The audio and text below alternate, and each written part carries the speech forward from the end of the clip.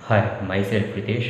आज मैं छत्तीसगढ़ के नामकरण के ऊपर एक वीडियो बना रहा हूँ जो छत्तीसगढ़ के ऊपर है। ठीक है, इसको हम स्टेप बाय स्टेप देखेंगे कि छत्तीसगढ़ का नाम कैसे पड़ा, फिर छत्तीसगढ़ का प्राचीन नाम क्या है।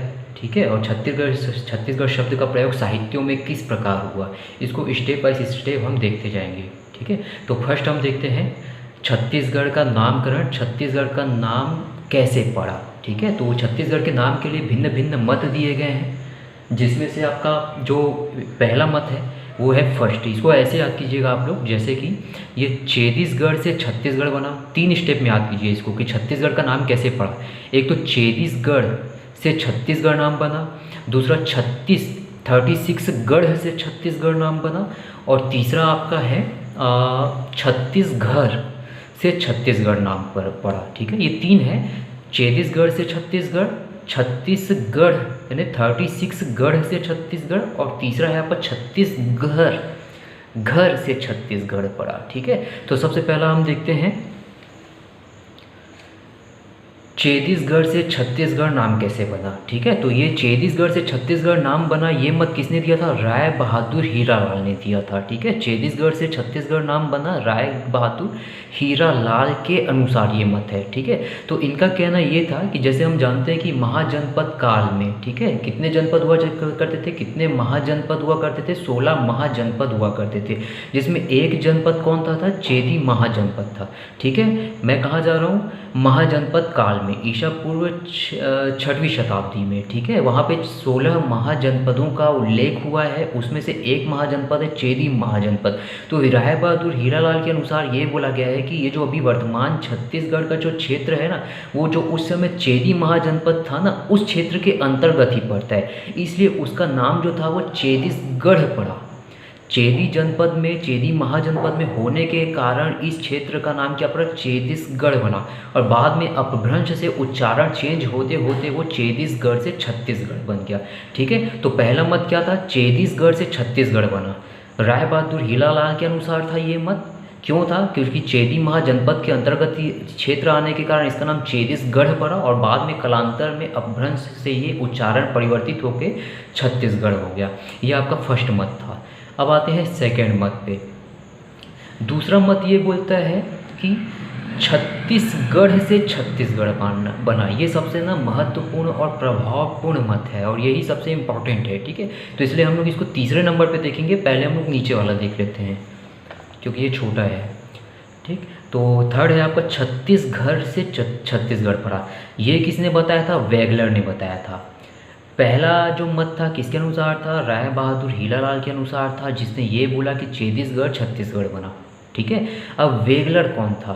तो वेगलर ना, अब इसकी जानकारी आप मत रखिए, बस ये अलेक्जेंडर कनिंघम आप जानते होंगे, जिसके बारे में भारतीय पुरातत्व का जनक कहा जाता है उसे। ठीक है, तो उसी का एक सहयोगी था, ये पुरातत्व विभाग से ही जुड़े हुए थे। तो वेगलर के अनुसार छत्तीसगढ़ नाम परिवर्तित होकर छत्तीसगढ़ बना, यानी पहले जो छत्तीसगढ़ थे वो छत्तीसगढ़ में परिवर्तित हो गए नाम के अनुसार। ये कैसे हुआ? तो ये देखते हैं। वेगलर के अनुसार यानी ये बताया कि जो पौराणिक पात्र के बारे में हमने जाना है, जरासंघ। ठीक है, तो जरासंघ का एक राज्य था। जरासंघ के राज्य का जो दक्षिणी क्षेत्र था ना, वो हमारे छत्तीसगढ़ के आसपास पड़ता था, यानी जो भी वर्तमान का छत्तीसगढ़ क्षेत्र है ना, वो कभी जरासंघ के राज्य का दक्षिणी भाग हुआ करता था। और इस दक्षिणी भाग को ना 36 चर्मकार दलित परिवार ने बसाया था। ठीक है, ये जो दक्षिणी भाग था उसको 36 चर्मकार दलित यहाँ आके बस गए थे, यानी 36 परिवार बस गए थे, इसलिए इसका नाम छत्तीसगढ़ बन गया बाद में, और बाद में कालांतर में यही छत्तीसगढ़ कहलाया।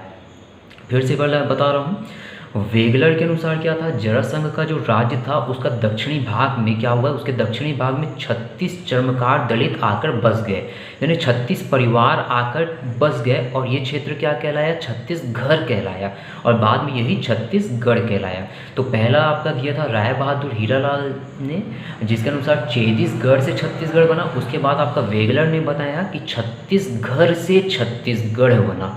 अब दूसरा आते हैं हम लोग, 2 हो गए ना। अब ये मान के चलिए छत्तीसगढ़ से छत्तीसगढ़ बना, ये सबसे महत्वपूर्ण है, यही मेन कारण है छत्तीसगढ़ का नाम छत्तीसगढ़ पड़ने का, क्योंकि यहाँ पे छत्तीसगढ़ है, गढ़ किला नहीं है। है ना। गढ़ किला या दुर्ग नहीं है। छत्तीसगढ़ क्या है, वो कलचुरी कालीन प्रशासनिक व्यवस्था में जाके मैं इसको डीप में आपको बताता हूँ, ठीक है। देखिए, तो सबसे पहले तो छत्तीसगढ़ का नाम 36 गढ़ है ये, है ना। उसका नाम छत्तीसगढ़ पड़ा, ये किसने बताया, चिम्स ने बताया। चिम्स क्या था, ब्रिटिश कालीन बंदोबस्त अधिकारी था, ठीक है। चिम्स क्या था, ब्रिटिश कालीन बंदोबस्त अधिकारी था। देखो क्या होता है कि ब्रिटिश काल के पहले आपका मराठा काल से पहले आपका कलचुरी काल था, ठीक है। तो कलचुरी काल के बारे में आप लोग इतना जानते हैं कि कलचुरी काल में जो प्रशासनिक व्यवस्था बटी हुई थी, प्रशासन को सुदृढ़ या सुव्यवस्थित ढंग से चलाने के लिए प्रशासन को भागों में विभाजित किया गया था। तो सबसे बड़ा भाग प्रशासनिक इकाई में क्या था, कलचुरी काल में मंडल था। मंडल किस में बटा हुआ था, गढ़ में बटा हुआ था। गढ़ किस में बटा हुआ था, बरहों में बटा हुआ था। बरहों या फिर बारहों में बटा हुआ था। और बारहों जो था वो ग्रामों में बटा हुआ था। तो ये जो गढ़ दिख रहा है ना, प्रशासनिक इकाई 84 गाँवों का समूह, 84 गाँवों का समूह गढ़ कहलाता है। फिर से बोल रहा हूँ, देखो इसको जानने के लिए ये जानते हैं, ये यहाँ का टॉपिक नहीं है लेकिन इतिहास का ही टॉपिक है, कभी ना कभी तो काम आएगा, ठीक है। तो गांव सबसे छोटी इकाई होती थी और जो 12 गांव मिलते थे ना तो बरहो बनाते थे और 7 बरहो मिलके गढ़ बनाते थे। तो एक बरहो में कितने गांव हुए, 12 गांव हुए। तो 7 बरहो में कितने गांव हुए, 84 गांव हुए। तो 84 गांव मिलके एक गढ़ बनाते थे। तो यही बताया, और फिर गढ़ मिलके मंडल बनाते थे। तो यही बताया जा रहा है कि जो ये गढ़ थे ना, उस समय कलचुरी कालीन व्यवस्था के समय, कलचुरी कालीन शासन के समय इस छत्तीसगढ़ का जो क्षेत्र बनता था उसमें टोटल 36 गढ़ थे और एक गढ़ में 84 गांव थे। और टोटल कितने गढ़ थे, 36 गढ़ थे। तो इस छत्तीसगढ़ के नाम से ही इसका नाम छत्तीसगढ़ पड़ा, ठीक है। समझ आया क्या बोल रहा हूँ मैं, कि छत्तीसगढ़ से ही इसका नाम छत्तीसगढ़ बना। 3 मत हमारे पास हैं, 3 में सबसे महत्वपूर्ण और बोलना चाहिए मानने लायक मत जो है वो हमारा यही है, छत्तीसगढ़ से हमारा छत्तीसगढ़ पड़ा। तो किसने बताया, ब्रिटिश बंदोबस्त अधिकारी चिम्स ने बताया। चिम्स ने क्या किया, चिम्स के हाथ क्या लगा, चिम्स के हाथ में कलचुरी कालीन जो एक शासक था कल्याण साय, उसकी जमाबंदी पुस्तिका उसके हाथ लगी, ठीक है। ये वो सर्वे करने के लिए यहाँ पे आया हुआ था, ब्रिटिश अधिकारी था, ठीक है, बंदोबस्त अधिकारी था, वो सर्वे कर रहा था छत्तीसगढ़ में। तो उसके हाथ में कल्याण साय जो कलचुरी कालीन शासक था जिसने जमाबंदी प्रथा की शुरुआत की थी, तो उसकी जमाबंदी पुस्तिका न उसके हाथ में लगी। उसके बाद उसने वो क्या किया, उसका विश्लेषण किया जमाबंदी पुस्तिका का, और इसमें देखा कि अरे इसमें तो 36 गढ़ों का उल्लेख हुआ है, इसी कारण इस क्षेत्र का नाम छत्तीसगढ़ पड़ा। फिर उसने एक लेख में ये प्रस्तुत किया कि छत्तीसगढ़ होने के नाम से ही इस क्षेत्र का नाम छत्तीसगढ़ पड़ा, ठीक है। अब प्रश्न यहाँ पे ये उठता है ना कि जमाबंदी पुस्तिका क्या होती है। देखो, कलचुरी कालीन जो एक शासक था कल्याण साय, उसने जमाबंदी प्रथा की शुरुआत की। जमाबंदी प्रथा की शुरुआत का मतलब क्या होता था, जैसे पुराने समय में क्या होता था, जो टैक्स लिया जाता था ना वो भूमि पे उपज के आधार पे लिया जाता था और उसकी कोई भी लिखित रूप से रिकॉर्ड नहीं रखा जाता था। लेकिन कल्याण साय क्या किया, अपना दिमाग लगाया और वो क्या किया, ज़मीन को नाप कर उसकी नाप के आधार पर क्या करता था, वो क्या बोलना चाहिए, टैक्स का निर्धारण करता था, लगान का निर्धारण करता था और उसको एक बोलना चाहिए एक पुस्तिका में नोट करता था, उसके मालिक का नाम और उसकी ज़मीन के भूभाग का नाम और उसको कितना टैक्स देना है, इन सबको वो नोट करता था, ठीक है। तो वही जमाबंदी पुस्तिका थी। तो इसी आधार पर उसमें 36 गढ़ों का उल्लेख था, पूरा डिटेल दिया हुआ था इन सब चीज़ों का, क्योंकि राजस्व से संबंधित बातें हैं तो पूरा इसका डिटेल दिया हुआ था। तो उस नाम से इसका नाम छत्तीसगढ़ पड़ा। तो ये 3 मत आपके सामने हैं। पहला आपका छत्तीसगढ़ से छत्तीसगढ़, दूसरा आपका छत्तीसगढ़ से छत्तीसगढ़, बहुत IMP है ये वाला, और तीसरा आपका छत्तीसगढ़ से छत्तीसगढ़ पड़ा। अब इसके बाद हम लोग देखेंगे कि जो हमारे छत्तीसगढ़ के उपन्यास वगैरह साहित्य हैं, जो हमारे साहित्य हैं उसमें छत्तीसगढ़ का शब्द कहाँ कहाँ पे इस्तेमाल किया गया है। अब देखिए, छत्तीसगढ़ शब्द का साहित्यिक प्रयोग, यानी साहित्य में छत्तीसगढ़ शब्द का प्रयोग कहाँ कहाँ पर हुआ। तो ये तो बहुत IMP क्वेश्चन है कि छत्तीसगढ़ का सबसे पहला प्रयोग दलपत राम राव, या दलपत राव भी बोलते हैं या इसको दलपत राम भी बोलते हैं, ठीक है। तो साहित्य में लिखित रूप में छत्तीसगढ़ का सबसे पहला प्रयोग 1494 ईस्वी में दलपत राम राव या दलपत राव द्वारा किया गया। ठीक है, ये दलपत राव कौन थे? खैरागढ़ रियासत के राजा लक्ष्मी निधि के चारण कवि थे। ठीक है, दलपत राव कौन थे? खैरागढ़ रियासत के राजा लक्ष्मी निधि के चारण कवि थे। इसने एक काव्य या कविता लिखी थी जिसमें इसने छत्तीसगढ़ शब्द का सबसे पहला प्रयोग किया था। तो ये बहुत इंपॉर्टेंट क्वेश्चन है कि छत्तीसगढ़ का शब्द का सबसे प्रथम प्रयोग साहित्य में किसने किया था? दलपत राम राव ने 1494 ईस्वी में। ठीक है, तो छत्तीसगढ़ शब्द का साहित्यिक जो यूज़ हुआ है ना वो 4 बार हुआ है, 3 बार हुआ है मान के चलिए। 1494 में हुआ है, 1446 में हुआ है, 1746 में हुआ है और 1896 में हुआ है। और 1795 में मिस्टर J.T. ब्लंट ने इसको शासकीय यानी बोलना चाहिए शासकीय किसी रिकॉर्ड में इसका नाम छत्तीसगढ़ इस्तेमाल किया था। तो साहित्य में 3 बार इसका उपयोग हुआ था। एक तो आपका हो गया दलपत राम राव द्वारा 1494 में, दूसरा देख लेते हैं 1746 में कवि गोपाल मिश्र द्वारा कविता इसकी जो रचना थी खूब तमाशा। गोपाल मिश्र की रचना खूब तमाशा में 1746 ईस्वी में छत्तीसगढ़ शब्द का उल्लेख हुआ था। क्लियर। और ये कौन थे? कलचुरी शासक राज सिंह के दरबारी कवि थे। दलपत राव कौन थे? खैरागढ़ रियासत के राजा जो थे लक्ष्मी निधि के चारण कवि थे। और गोपाल मिश्र क्या था? कलचुरी शासक राज सिंह के दरबार के कवि थे, दरबारी कवि थे, जिसने अपनी रचना खूब तमाशा में छत्तीसगढ़ शब्द का उल्लेख किया है। उसके बाद साहित्य में इसका और उल्लेख क्या किया? रतनपुर के ही एक और कवि थे बाबू रेवाराम। इसे हम कहते हैं छत्तीसगढ़ क्षेत्र के प्रथम आधुनिक इतिहासकार। इंपॉर्टेंट है। ठीक है, बाबू रेवाराम कौन है? छत्तीसगढ़ क्षेत्र के प्रथम आधुनिक इतिहासकार। इन्होंने भी अपनी रचना विक्रम विलास ग्रंथ में 1896 में छत्तीसगढ़ शब्द का उल्लेख किया है। फिर से रिपीट कर रहा हूँ मैं, बाबू रेवाराम ने 1896 में बाबू रेवाराम की जो रचना थी विक्रम विलास में उल्लेख किया। 1746 में गोपाल मिश्र ने खूब तमाशा में जो राज सिंह के दरबारी कवि थे ने छत्तीसगढ़ का उल्लेख किया। और ये तो मैं पहले ही बता दिया। ठीक है, अब एक इसको भी याद कर लीजिएगा, 1795 में मिस्टर J.T. ब्लंट। ठीक है, ये ब्रिटिश अधिकारी थे। इन्होंने शासकीय रूप से बिलासपुर गजेटियर में यानी एक पहली बार शासकीय रूप से छत्तीसगढ़ का प्रयोग जो है मिस्टर J.T. ब्लंट ने 1795 में किया। क्लियर। तो साहित्य में आपने देख लिया ये 4 को। इसके बाद हम आ जाते हैं छत्तीसगढ़ के अन्य नाम। ठीक है, छत्तीसगढ़ का नाम कैसे पड़ा और साहित्यों में किस हिसाब से उसका इस्तेमाल हुआ ये तो हमने देख लिया। अब छत्तीसगढ़ से पहले इसका और क्या क्या नाम था, प्राचीन नाम बोलना चाहिए, तो इसको देखते हैं। जैसे छत्तीसगढ़ का सबसे प्राचीन नाम दक्षिण कोशल था। मोस्ट इंपॉर्टेंट है, कई एग्जाम में ये आता ही है। ठीक है, छत्तीसगढ़ का प्राचीन नाम क्या था? दक्षिण कोशल, मोस्ट इंपॉर्टेंट। और दक्षिण कोशल के साथ इसके अन्य नाम भी थे। क्या क्या नाम थे? दक्षिण कोशल, कोशल, प्राक कोशल, महाकोशल। लेकिन सबसे प्राचीन नाम आपका दक्षिण कोशल है। और ये नहीं समझना है हमको कि सबसे पहले दक्षिण कोशल पढ़ा फिर कोशल पढ़ा फिर कुछ पढ़ा, ऐसा नहीं है कि सीक्वेंस से नहीं चला है। सबसे पुराना नाम दक्षिण कोशल था, उसके बाद कई सालों से कोशल चला होगा, फिर वापस दक्षिण कोशल बोल दिया जाता था। यानी एक सीक्वेंस नहीं है, सबका अपना अपना मत रहता था यहाँ पे। क्लियर। तो छत्तीसगढ़ का प्राचीन नाम दक्षिण कोशल। छत्तीसगढ़ का नाम दक्षिण कोशल किसमें वर्णित है? तो सबसे पहले तो एक रामायण में। ठीक है, रामायण में जो है वाल्मीकि कृत रामायण में इस छत्तीसगढ़ क्षेत्र को दक्षिण कोशल कहा गया है।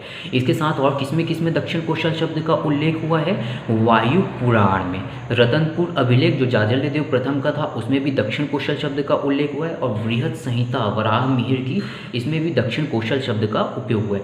फिर से बोल रहा हूँ, वाल्मीकि कृत रामायण, वायु पुराण, रतनपुर अभिलेख और बृहत संहिता, इन चारों में छत्तीसगढ़ को दक्षिण कोशल के नाम से कहा गया है। अब कोशल के नाम से कैसे कहा जाएगा वो आगे देखेंगे। ठीक है, इसको पहले डीप पढ़ लेते हैं। देखिए, वाल्मीकिकृत रामायण के बारे में देखते हैं। किसमें? वाल्मीकिकृत रामायण। तो वाल्मीकिकृत रामायण में क्या बताया गया कि एक कोशल नाम का क्षेत्र था। ठीक है, जिसके बीचों बीच से विंध्य क्षेत्र की पहाड़ी गुजरती थी, यानी पहाड़ी थी। तो इस विंध्य क्षेत्र से ऊपर का जो कोशल राज्य का जो भाग था उसको उत्तर कोशल कहा जाता था, और इस विंध्य क्षेत्र के नीचे का जो भाग था उसको दक्षिण कोशल कहा जाता था। उत्तर कोशल की राजधानी अयोध्या थी, जिसके नरेश राजा दशरथ थे, और दक्षिण कोशल की राजधानी श्रावस्ती थी। IMP है ना, क्योंकि हमारा क्षेत्र दक्षिण कोशल के अंतर्गत आता है। तो उत्तर कोशल और दक्षिण कोशल, उत्तर कोशल के राजा अयोध्या के राजा दशरथ, और दक्षिण कोशल के राजा कौन से? श्रावस्ती उसकी राजधानी थी, और उसके राजा थे भानुमंत। ठीक है। भानुमंत की ही पुत्री का नाम था कौशल्या और इनका कोई पुत्र नहीं था भानुमंत का। और भानुमंत की जो पुत्री थी,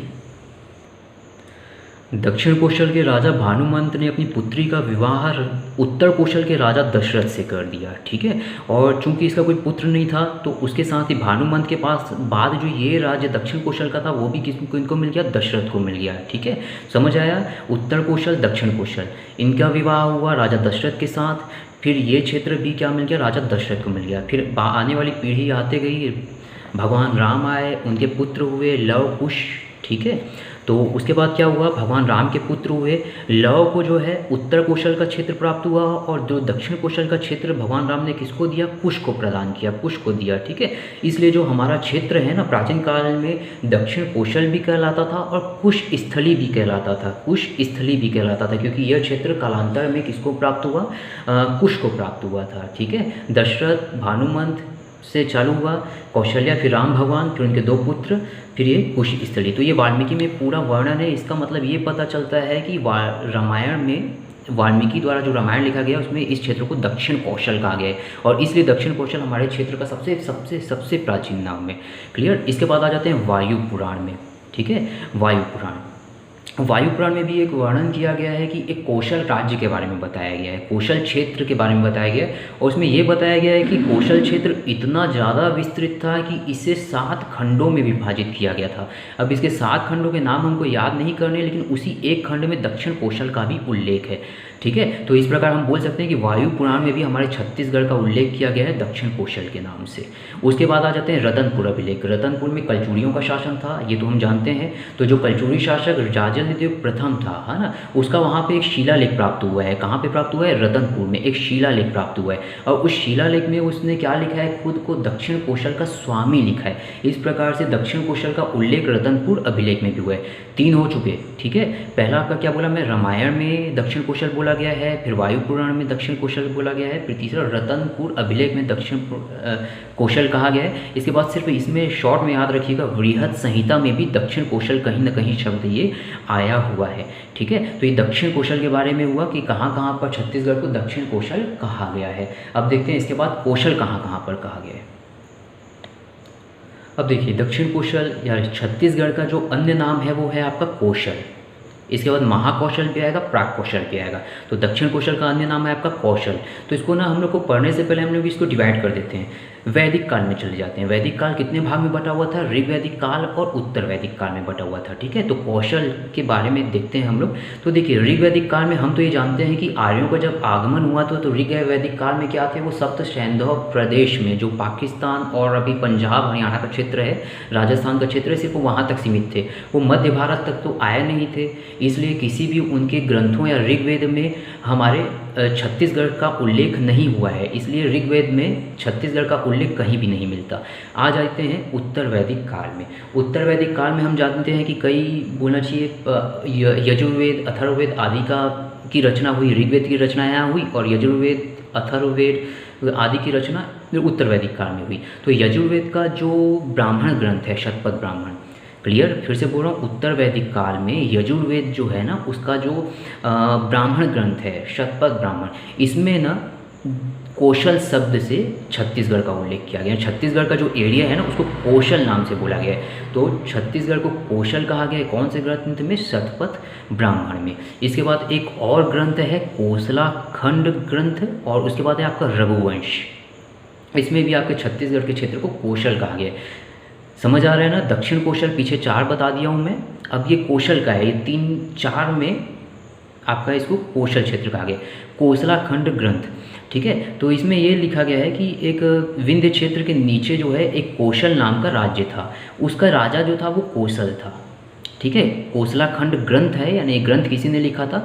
इस राजा कौशल के नाम से ही इस क्षेत्र का नाम कौशल पड़ा। तो इसलिए कोसला खंड ग्रंथ में ना छत्तीसगढ़ का उल्लेख, क्षेत्र का उल्लेख जहाँ भी हुआ है उसमें उसको कौशल लिखा गया है। और इसी कौशल का जो आगे का, कौशल राजा के आगे का वंशज था ना, वही भानुमंत था। यानी बोलना चाहिए कि पहले कौशल था, उसके बाद उसका नाम चेंज होता गया। इसके बाद आ जाते हैं रघुवंश। तो रघुवंश की रचना तो हम सब जानते हैं कि रघुवंश की रचना कालिदास ने की थी। और कालिदास ने कहाँ पे की थी, सरगुजा के पास जो रामगिरी रत्नागिरी की पहाड़ी है, वहाँ पर उन्होंने रघुवंश की रचना की थी। तो कालिदास ने जब रघुवंश की रचना कर रहे थे तो उन्होंने जो छत्तीसगढ़ क्षेत्र का उल्लेख किया है तो कौशल के नाम से उसका उल्लेख किया है। फिर से बोल रहा हूँ मैं, शतपथ ब्राह्मण, कोशला खंड ग्रंथ और रघुवंश, इन तीनों में छत्तीसगढ़ क्षेत्र को कौशल के नाम से कहा गया है। और पीछे अगर रिवाइज करूं क्या, तो दक्षिण कौशल किस में बोला गया है, आपका रामायण में बोला गया है, वायु पुराण में बोला गया है, ठीक है, और आपका रतनपुर अभिलेख और बृहद संहिता में बोला गया है। अब और बचता है जहाँ पर कौशल क्षेत्र इसको कहा गया है। कौशल कहाँ कहाँ कहा गया, शतपथ ब्राह्मण, कोशला खंड और रघुवंश में, ठीक है। अब एक और मोस्ट इम्पॉर्टेंट, प्रयाग प्रशस्ति में भी छत्तीसगढ़ को कौशल के नाम से उल्लेख किया गया। और प्रयाग प्रशस्ति कौन से काल की है, गुप्त काल की। तो अगर ये पूछ लेगा कि गुप्त काल में छत्तीसगढ़ को किस नाम, अगर ये पूछ लिया जाएगा कि गुप्त काल में छत्तीसगढ़ को कौन से नाम से जाना जाता था तो उसको कौशल के नाम से जाना जाता था, ठीक है। जैसे कलचुरी काल में किसके नाम से जाना जाता था, कौशल के नाम से जाना जाता था, दक्षिण कौशल के नाम से जाना जाता था, जाजादेव का जो शिलालेख था। इन गुप्त काल में इसको कौशल के नाम से जाना जाता था। प्रयाग प्रशस्ति के बारे में आप लोग जानते हैं कि यह इलाहाबाद में है।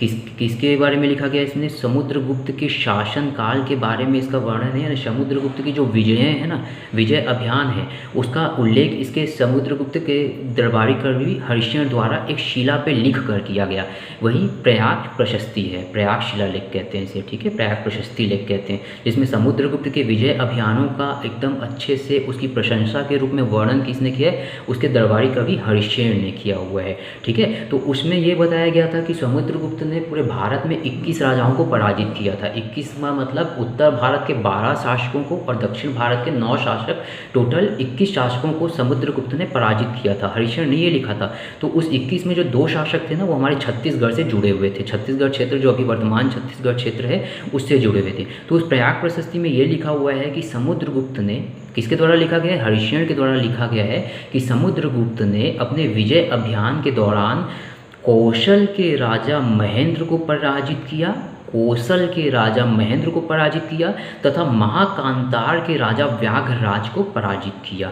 किसमें लिखा हुआ है, प्रयाग प्रशस्ति में लिखा है। तो इससे ये पता चलता है कि छत्तीसगढ़ को गुप्त काल में कौशल के नाम से जाना जाता था और बस्तर को महाकांतार के नाम से जाना जाता था। ये याद रख लेना, गुप्त काल में छत्तीसगढ़ को कौशल के नाम से जाना जाता था। कौशल के राजा महेंद्र को हराया था समुद्रगुप्त ने, इसका उल्लेख है इसलिए।